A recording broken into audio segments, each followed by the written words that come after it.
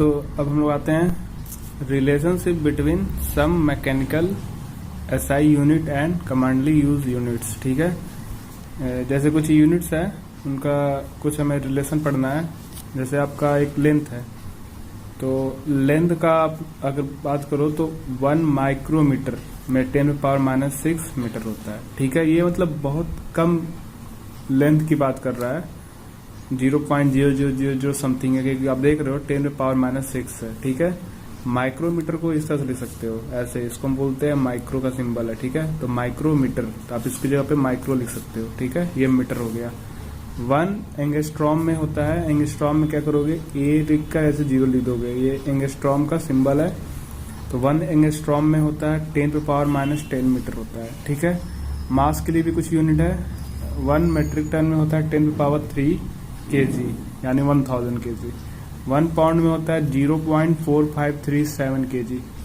ठीक है, जैसे कि आप केक वगैरह लेने जाते हो तो बर्थडे केक वगैरह में, तो आपको वहाँ पे पाउंड के हिसाब से मिलता है। ठीक है, 1 पाउंड 2 पाउंड, तो यहाँ पे आपका हो गया 0.4537 kg हो गया। 1 AMU atomic mass unit 1.66 into 10⁻23 kg।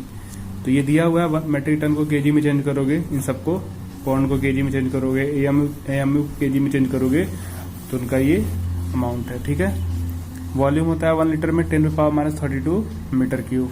ठीक, ये सब आपको याद करना पड़ेगा। फिर आते हैं फोर्स। 1 डायन इक्वल टू होता है 10⁻5 न्यूटन। 1 kgf में होता है 9.81 न्यूटन। 1 kgf मीटर स्क्वायर में होता है 9.81 न्यूटन मीटर स्क्वायर -2। ठीक है, वर्क एंड एनर्जी के लिए कुछ है। 1 अर्ग में 10⁻7 जूल होता है। 1 kgf मीटर में 9.81 जूल होता है। 1 किलोवाट आवर में होता है 3.6 इंटू 10⁻6 जूल होता है। 1 इलेक्ट्रॉन वोल्ट में होता है 1.6 इंटू 10⁻19 जूल। ठीक है, अब आते हैं हम लोग various units of pressure and their inter relation. हम प्रेशर के लिए कुछ वेरियस यूनिट्स बता रहे हैं। ठीक है, उसका इंटर रिलेशन भी बता रहे हैं। तो प्रेशर का जो यूनिट होता है वो क्या होता है, पास्कल होता है। ठीक, पास्कल तो होता है, लेकिन न्यूटन मीटर स्क्वायर को आप बोलते हो पास्कल, क्योंकि प्रेशर इक्वल टू क्या होता है, फोर्स अपॉन एरिया। तो फोर्स का जो यूनिट होता है वो क्या होता है, न्यूटन, और एरिया का क्या होता है, मीटर स्क्वायर। तो इनको आप बोल सकते हो पास्कल। ठीक है, is the SI unit of pressure 1 kilogram metre पर सेकेंड स्क्वायर। ऐसे भी लिख सकते हो, एसआई यूनिट है इसका। इसको चेंज करोगे तो जैसे न्यूटन का मतलब क्या होता है, m इंटू ए।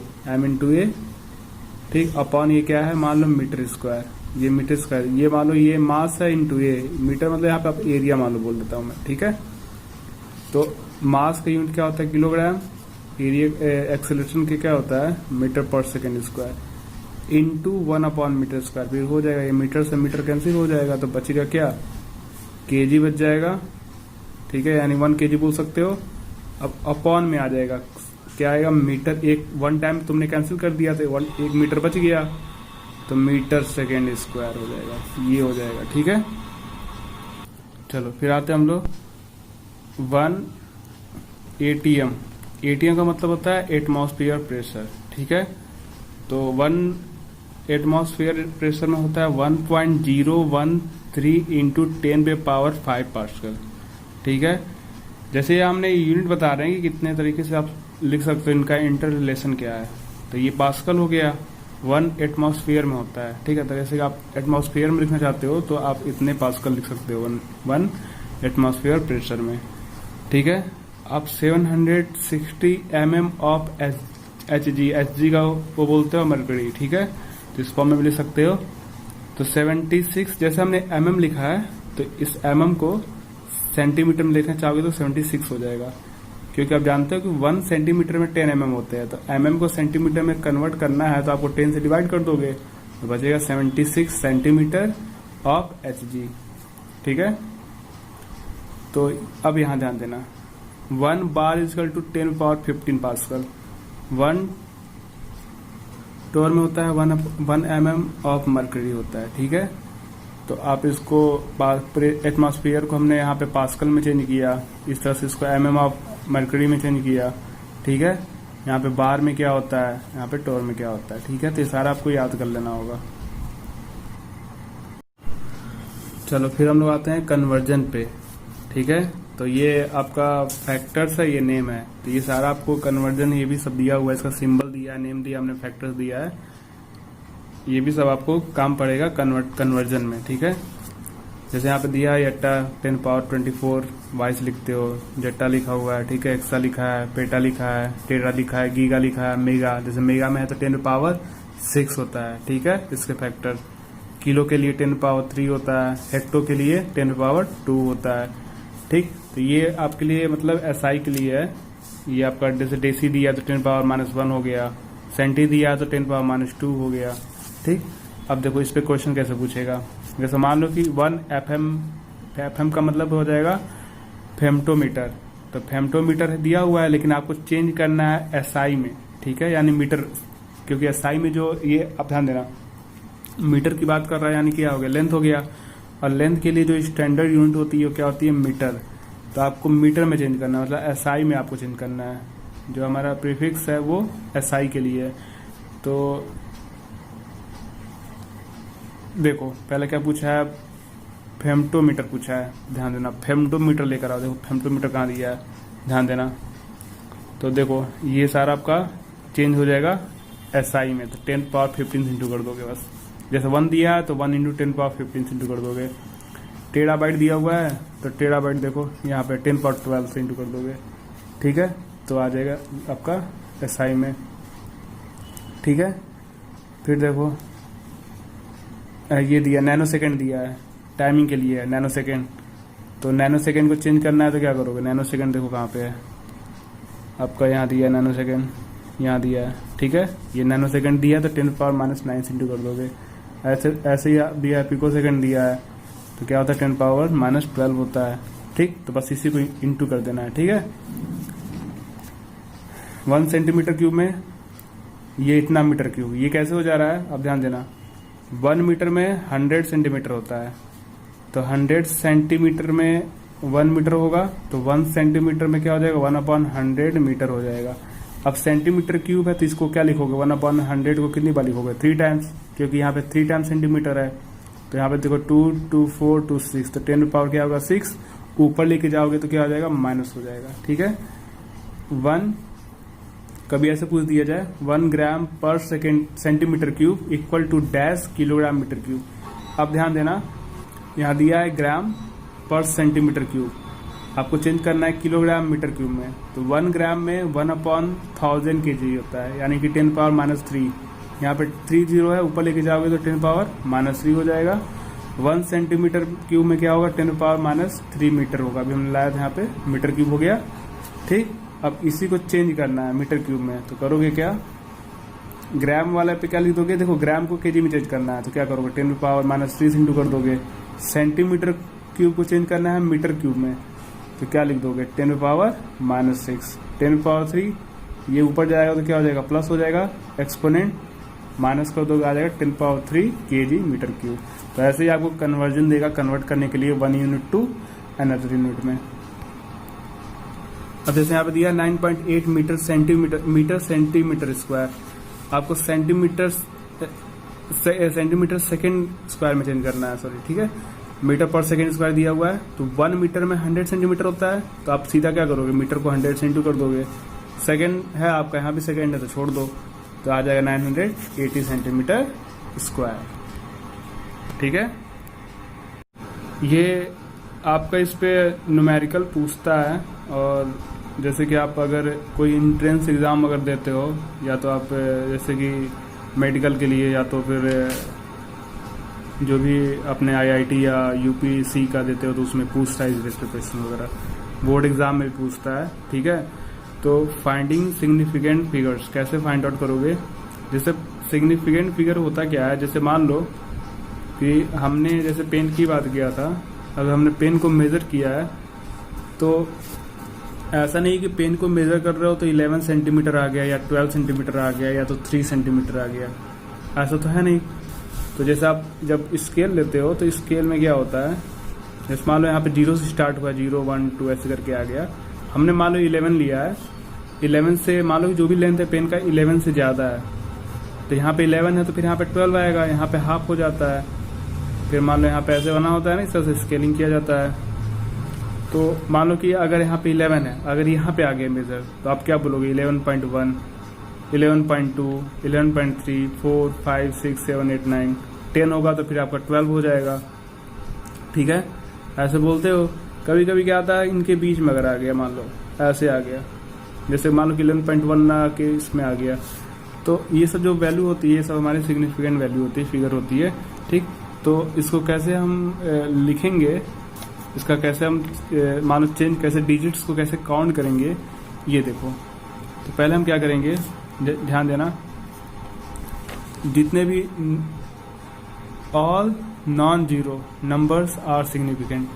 आप जितने भी नॉन जीरो नंबर देख लो, जैसे देखो डिजिट्स टोटल कितने होते हैं, 0 से स्टार्ट होता है 9 तक होता है, तो हमने नॉन जीरो की बात की है, तो 0 यहाँ पे हमने नहीं लिया है, बस यहाँ से 1 से लेके 9 तक की बात किया हमने।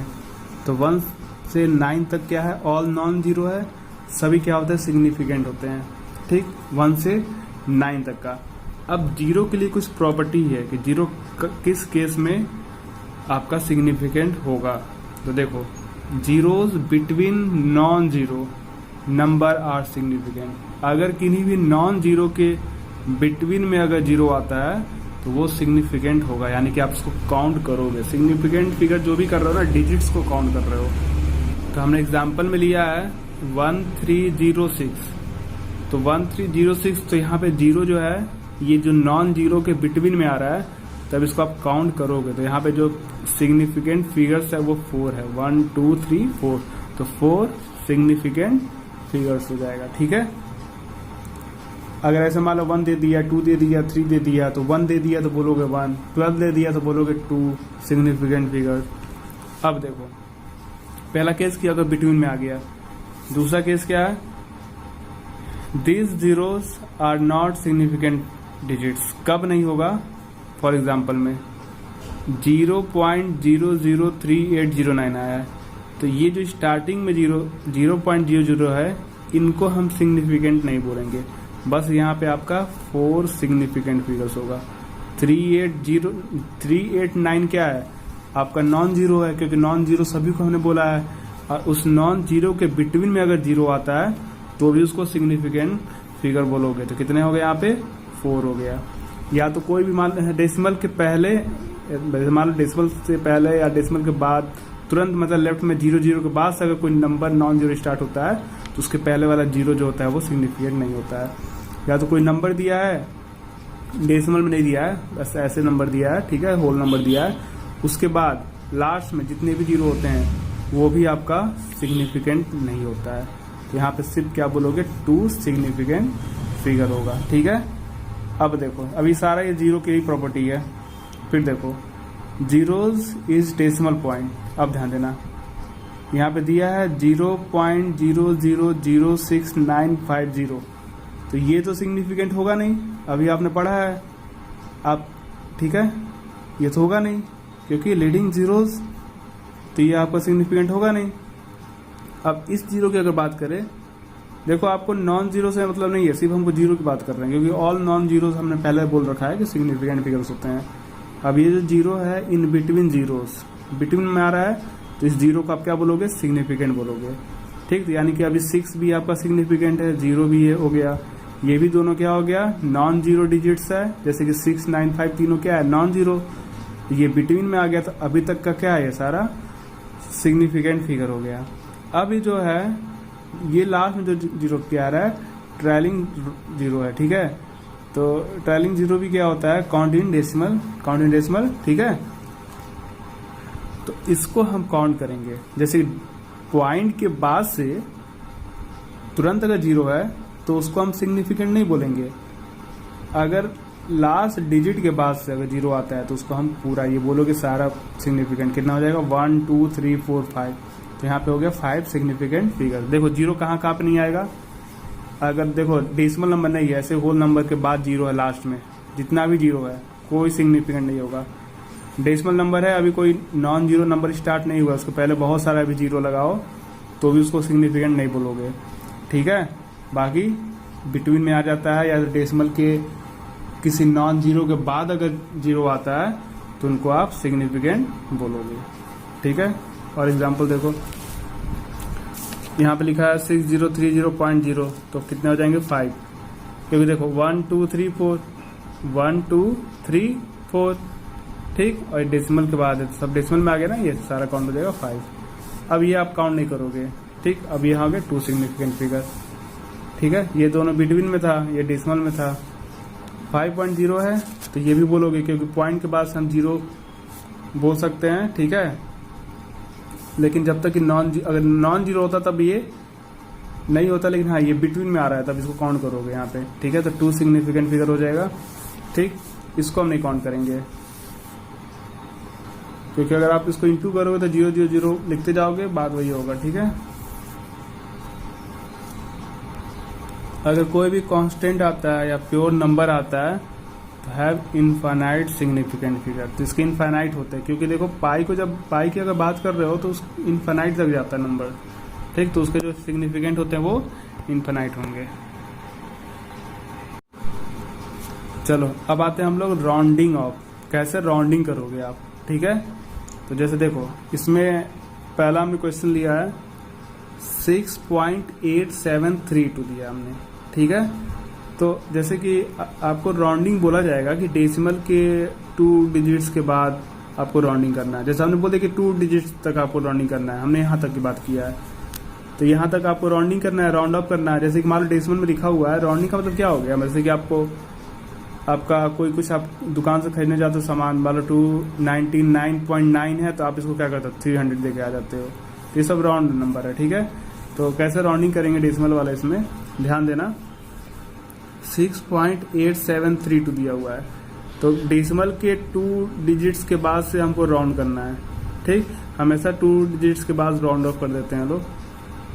तो इसको देखो, यहाँ पे जो 3rd डिजिट है इसको देखो क्या है, अगर ये 5 से कम है, ठीक, तो बस ऐसे ही नंबर लिख दोगे, छोड़ दोगे। अगर ये 5 से कम है तो 6.87 लिख दोगे, यही आंसर हो जाएगा, ठीक है।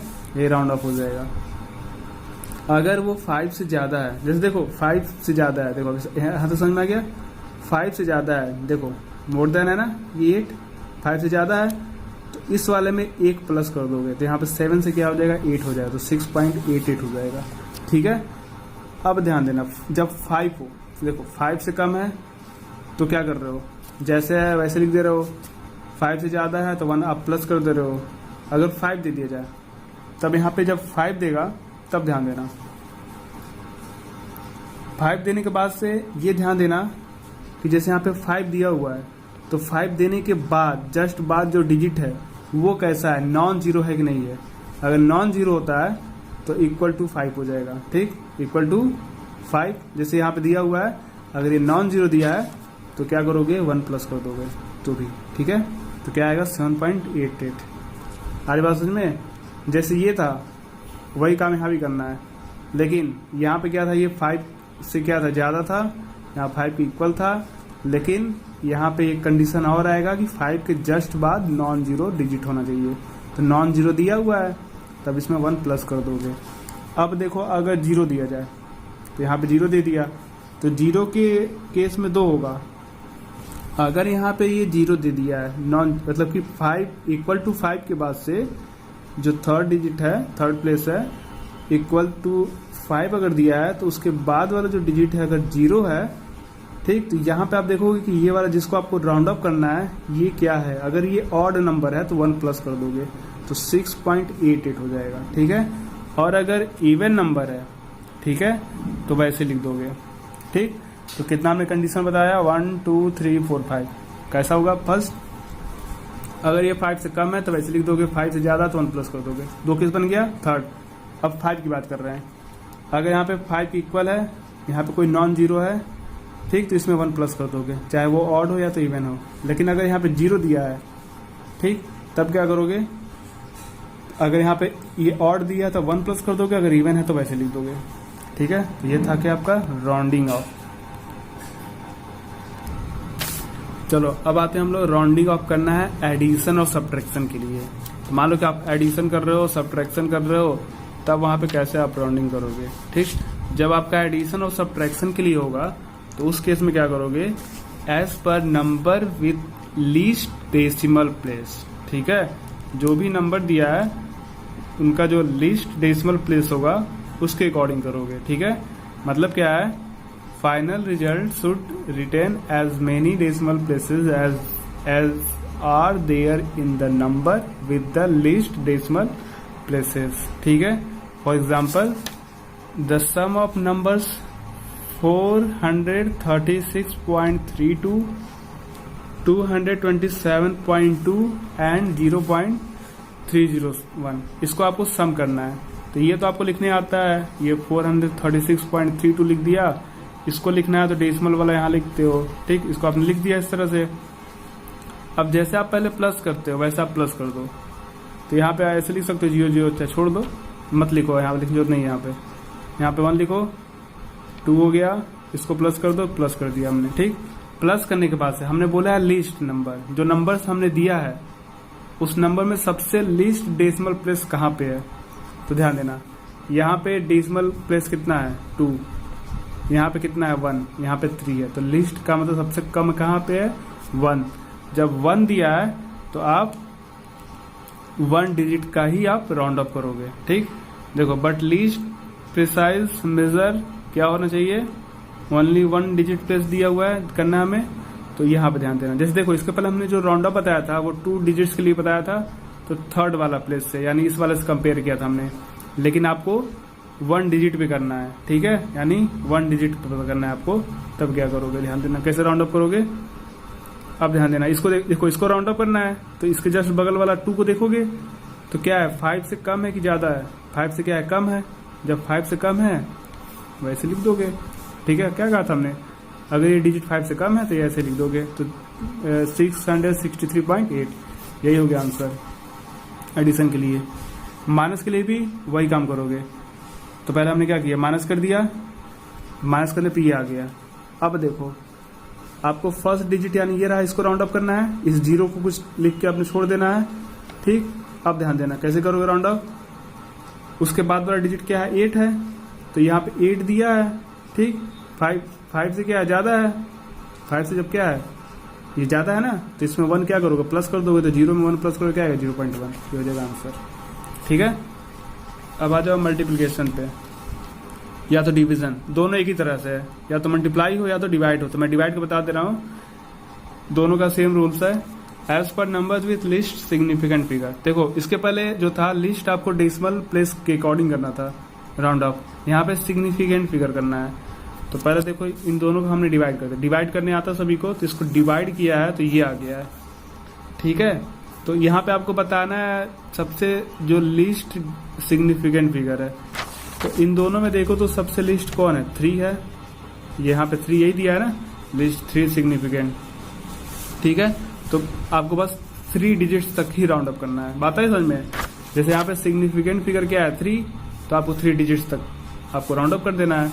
और यहाँ पे हमने क्या बताया था, राउंड अप कैसे करोगे, जो लीस्ट डेसिमल नंबर्स है, तो लीस्ट डेसिमल प्लेस क्या था, नंबर क्या था, यहाँ पे 1 था, तो 1 प्लेस के बाद हमने राउंड अप कर दिया।